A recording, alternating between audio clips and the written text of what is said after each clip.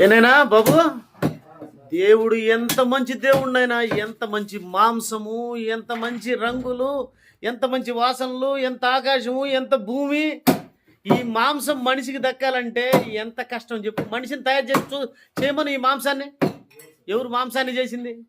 పశువును పుట్టించింది, పశువును తయారు చేసింది, దానికి మళ్ళా పెద్దవడానికి గడ్డి తయారు చేసింది, దానికి చక్కటి మాంసము ఎంత తయారు చేసి మనిషికి ఇచ్చినాడు. మనిషిని ఎంత ప్రేమించినాడు. గొర్రె తినేవాడికి గొర్రె, బర్రె తినేవాడికి బర్రె, ఎద్దు తినేవాడికి ఎద్దు, కోడి తినేవాడికి కోడి, గాడి తినేవాడికి గాడిద. ఎవడే నింతాడు వాడికి అన్ని తయారు చేసినాడే. ఎన్ని రకాల రంగులు, ఎన్ని రకాల వాసనలు, ఎన్ని రకాల ఆకుకూరలు, ఎన్ని రకాల కాయలు. ఎంత మంచి జీవితాన్ని దేవుడు ఇచ్చాడు చెప్పు.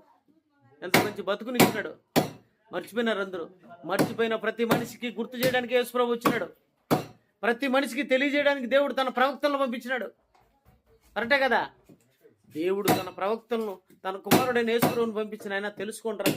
దేవుడు తెలుసుకోండి. దేవుడు తెలుసుకొని చక్కగా బ్రతకండి. బ్రతికితే చచ్చిపోయిన తర్వాత మరో బ్రతుకుంది. నిజమే కదా? చచ్చిపోయిన తర్వాత మరో బ్రతుకు. అది శాశ్వతం, అది ఒరిజినల్. ఇది డూపు ఈ భూమి మీద జీవితం. ఎంత ఉన్నా ఎంత లేకున్నా ఈ లోకాన్ని వదలాలా, ఆ లోకానికి వెళ్ళాలా. ఆ లోకానికి వెళ్ళాలంటే మీరందరూ యేసు ప్రభులా బ్రతికితే మీ అందరికీ మరో బ్రతికిస్తాను. ఆయన్ని బ్రతికించినట్టు మిమ్మల్ని బ్రతికిస్తాను. దేవుడిని తెలుసుకోండి. దేవా, నా తప్పులు క్షమించు, నన్ను రక్షించు, నన్ను కాపాడంటే దేవుడు మనల్ని కాపాడుతాడు నైనా. సరేనా? నిజమే కదా? Very good. దేవుడు దయవల్ల ఇదంతా మనకు. దేవుడు దయవల్ల ఈ జీవితం, ఈ బ్రతుకు. చూడు ఇంత చక్కగా నేను చూసినప్పుడు చిన్న పిల్లోడు. ఇప్పుడు నేను వచ్చినప్పుడు నువ్వు ఎంత పిల్లోడువే.